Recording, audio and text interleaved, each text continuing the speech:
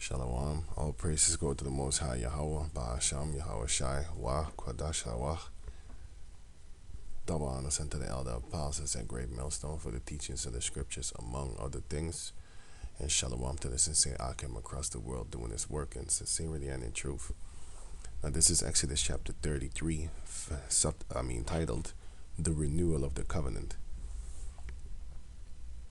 And the Lord said unto Moses, Depart and go up hence, thou and the people which thou hast brought up out of the land of Egypt, unto the land which I swear unto Abraham, Isaac, and to Jacob, saying, Unto thy seed will I give it.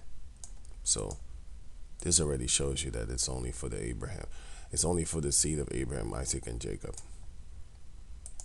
Because Abraham had another seed, he had eight children, I think, right? One with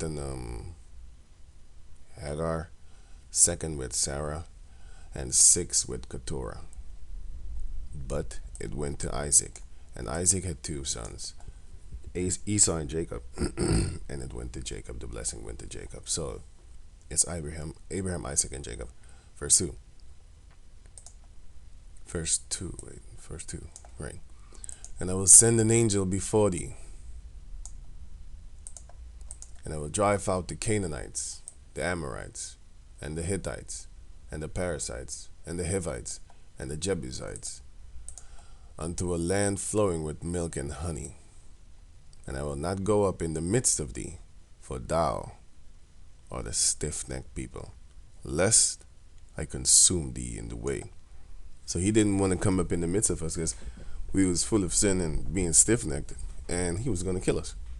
So he thought it would be better, and he knows better. He thought it would be, he knows it would be better for him not to be in the midst of us because he's going to kill us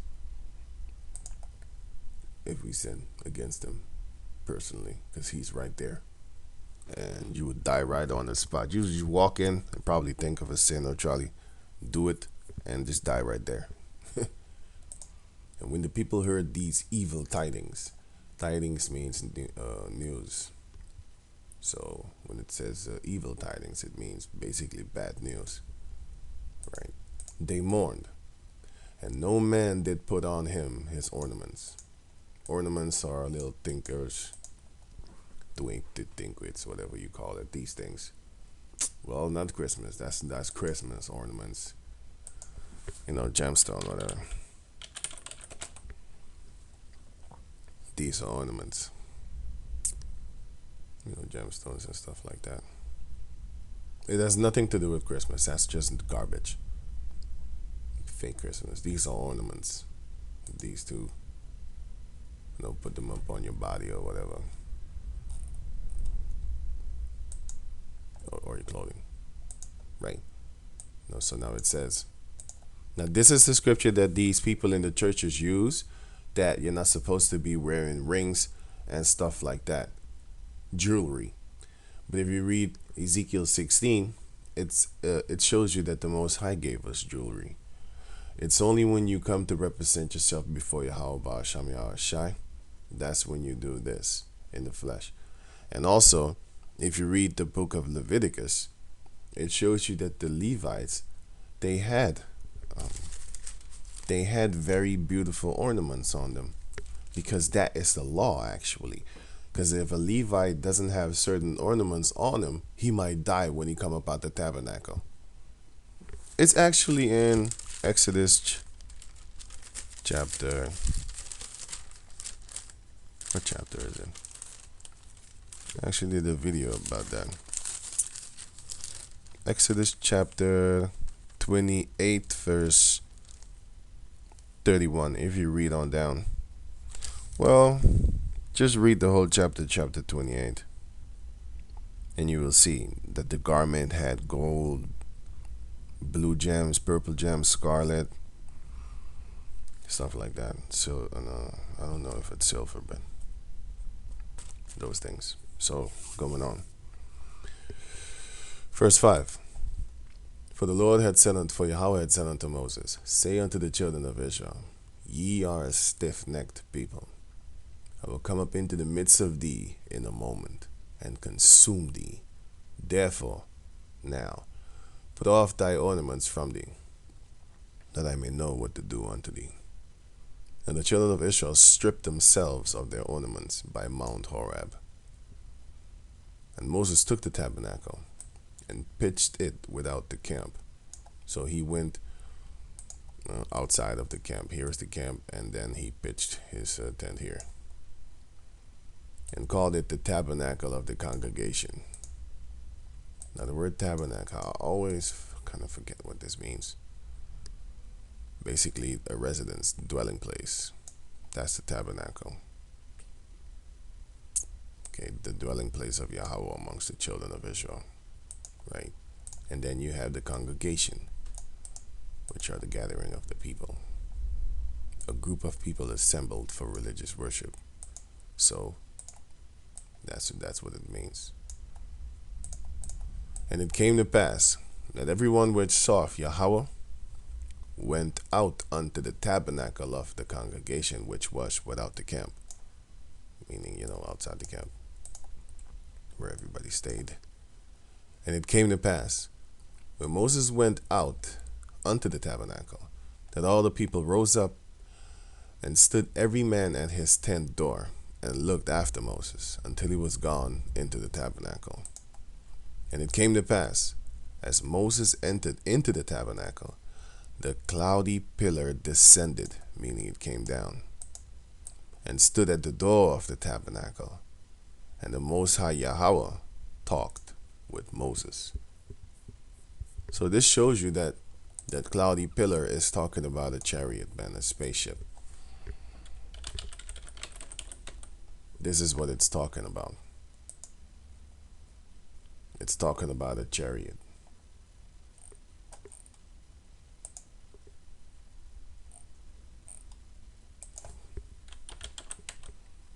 Oops. This is what it's talking about. The pillar of light. If you look, wait. Yeah, already got it. If you look at this, it looks like a pillar of light, because it is a pillar. And it also says that it's a whirlwind, which, what does a whirlwind do? It pulls you up in the air. That's what a whirlwind does. That's mentioned in 2 Kings.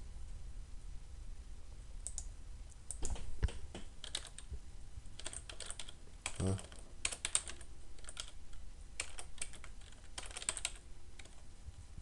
Are you right there? Yeah, whirlwind. 2 Kings, here it is. 2 Kings chapter 2. And it came to verse 1. And it came to pass, when the Lord would take up Elijah into heaven by a whirlwind, that Elijah went with Elisha to Gilgad. And that whirlwind is talking about the tractor beam, right? So going on, because it pulls you upward. And back in the days, they didn't use the word tractor beam. That can attract you like a magnet, right? And the Most High talked with Moses out of the cloudy pillar. Now, if you go here to Matthew chapter 17, he also talked to Moses from without the pillar, from within the cloud. Matthew 17 and 4. The title is Transfiguration. Right, it says, verse 5, while he yet spake, behold, a bright cloud, which is the chariot, because clouds are not bright. It's this.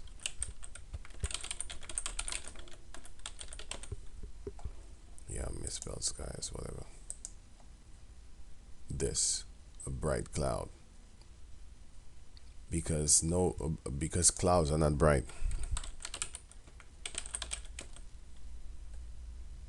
There's no such thing as a bright cloud. It's white or it's not. And if you see a bright cloud, that's the sun actually. clouds are just white or gray or black.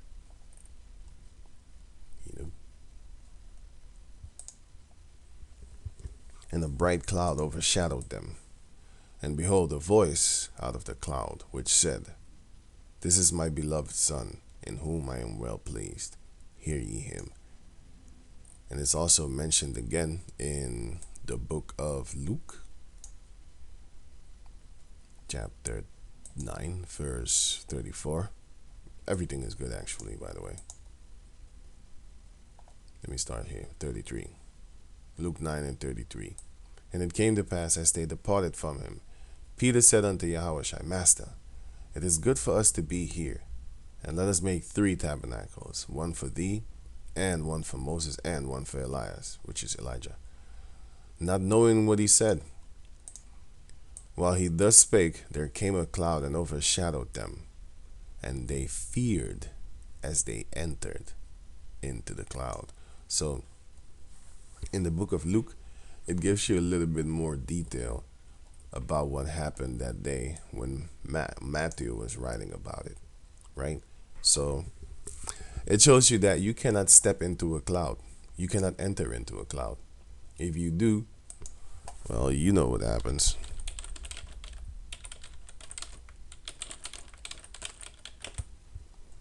This is what happens. Okay. Cartoons stepping through clouds, whatever. Okay, they didn't show what I wanted to see or show. But yeah.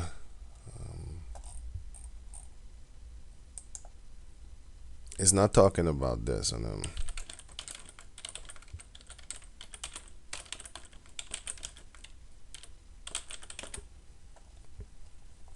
you know, Jack and the Beanstalk, he climbs this beanstalk,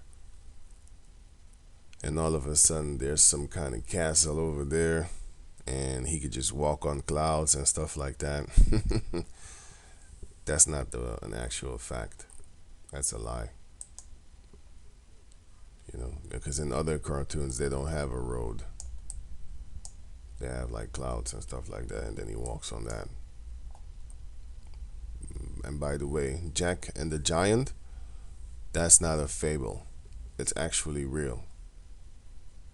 It was Jack that actually killed that giant in the time of London. You should look up on it.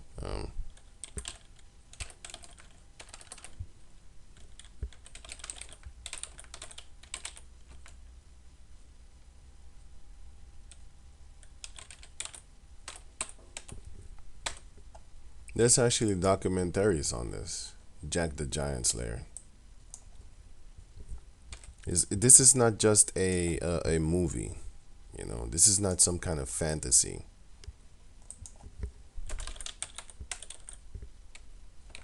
Yeah, I'm really tripping up with the whatever.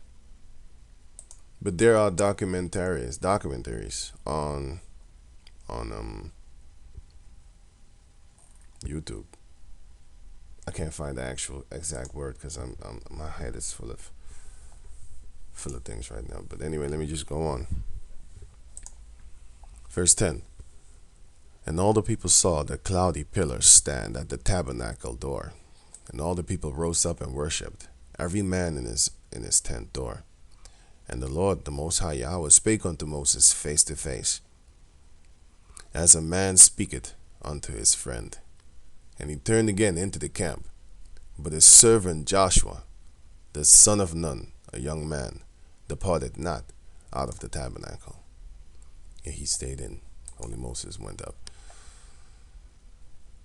And Moses said unto Yahawah, See, thou sayest unto me, Bring up this people, and thou hast not let me know whom thou wilt send with me. Yet thou hast said, I know thee by name, and thou hast also found grace in my sight. Now therefore I pray thee, if I have found grace in thy sight, show me now thy way, that I may know thee, that I may find grace in thy sight. And consider that this nation is thy people. And he said, My presence shall go with thee, will give thee rest. And he said unto him, If thy presence go not with me, carry us not up hence. Meaning, don't take us there if you're not coming with us. But the Most High said, My presence shall be with thee. Right. For wherein shall it be known here that I and thy people have found grace in thy sight? Is it not in that thou goest with us? So shall we be separated, I and thy people, from all the people that are upon the face of the earth. So yeah, now comes the verse 17, which is subtitled Moses beholds Yahawah's glory. And the Most High Yahawah said unto Moses, I will do this thing also that thou hast spoken, for thou hast found grace in my sight, and I know thee by name.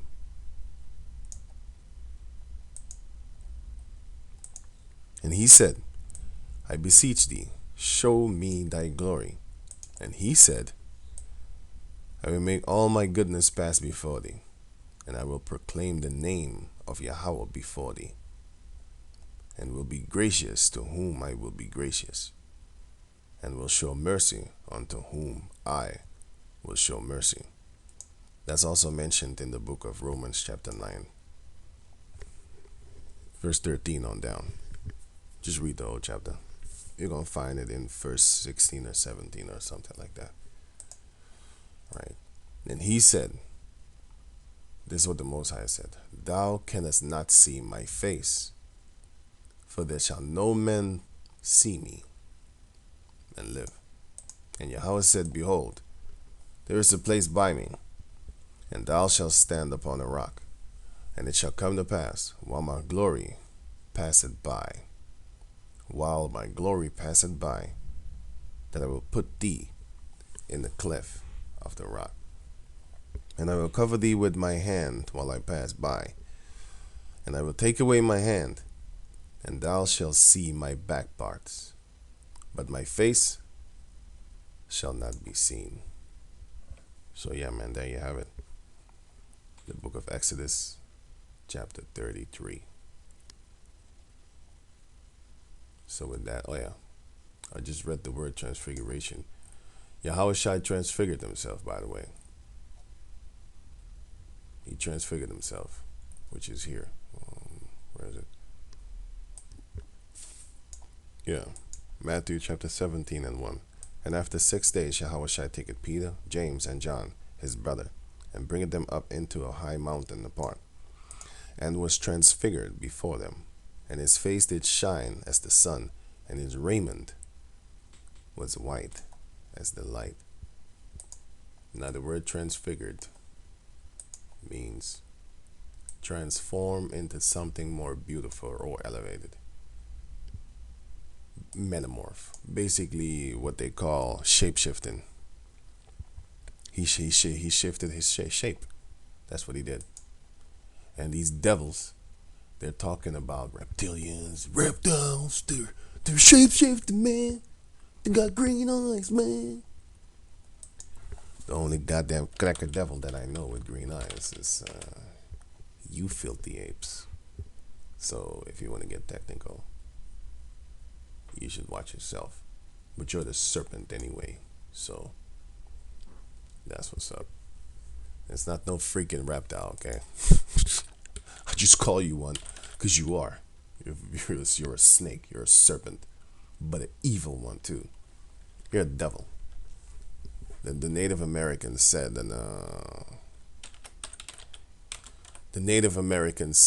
that you have snake tongue, fork tongue. Actually, I call you a snake tongue devil. But this is what they believe in. Some crappy ass nonsense. The only thing what's going on concerning these dumb beasts. Look at this shit. This is some bullshit. He just bit on his jaw, man. This is some dumb shit, man. Oh, he's a reptilian. Oh, filthy beasts. Now, the only explanation for you dumbasses,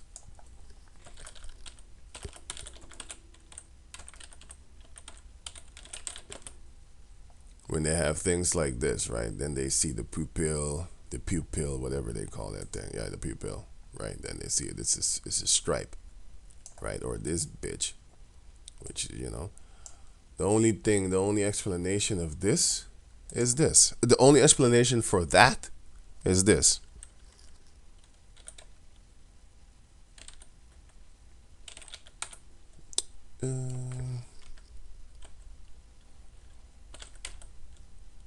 This. I'm done. It's just possession, man. These entities can do whatever they want. They can make you see things. They can make you hallucinate, man. Okay? Which is not an hallucination. It's just they're projecting something, because in the book of Tobit,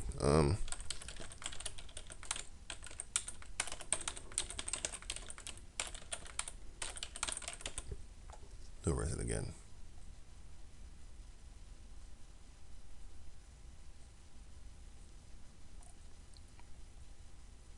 Wait, let me find it. Let me find it. Yeah, I found it already. Now, this is the book of Tobit, chapter 12, verse. It's talking about the angel. You could read the whole chapter for yourself. I'm just going to get the key verse, what I mean. Now, it says, all these days did I appear unto you, but I did neither eat nor drink, but ye did see a vision. Now, therefore, give Yahawah thanks, for I go up to him that sent me. But write all these things, but write all the things which are done in the book. So that's what's up. The angel can make you think that you saw something, but you didn't. He can make you think. And also, Elijah,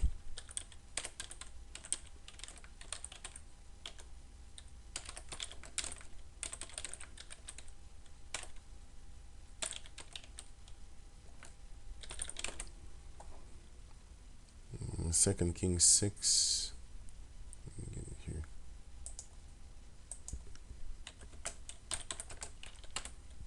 Verse 17 until 20, right? Oh, I'll just start here, right? Now it says, Second Kings chapter 6, verse 15. And when the servant of the man of the Most High Yahawah was risen early, and gone forth, behold, a host, which the word host means an army, compassed the city both with horses and chariots. And the servant said unto him, Alas, my master, how shall we do? And he answered, Fear not, for they that be with us are more than they that be with them. And Elisha prayed and said, Lord, I pray thee, open his eyes. Oh, this is the part of Elisha. Okay, cool. And Elisha prayed and said, Lord, I pray thee, open his eyes that he may see. And the Lord opened the eyes of the young man, and he saw, and behold, the mountain was full of horses and chariots of fire round about Elisha. I think, if I'm correct, Elijah did the same thing. Because Elisha didn't see them. He didn't see the angels. But Elijah did. So Elijah prayed for Elisha to, for his eyes to be open. Maybe let me see something.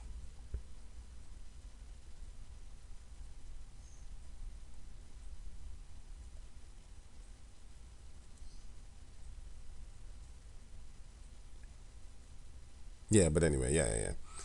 But the point is, you will not see something that the angels actually don't want you to see, or the Most High doesn't want you to see. And you will see something that the angel wants you to see, or actually that the Most High wants you to see. If the angel is allowed to do certain things, he'll do it. He'll ask the Most High if he's allowed, and if he's allowed, he's going to do it. So when you see stupid stuff like the things that I just showed you, don't even trip. It's just some bogusness. So with that, I'm gonna say, yeah, Shalom.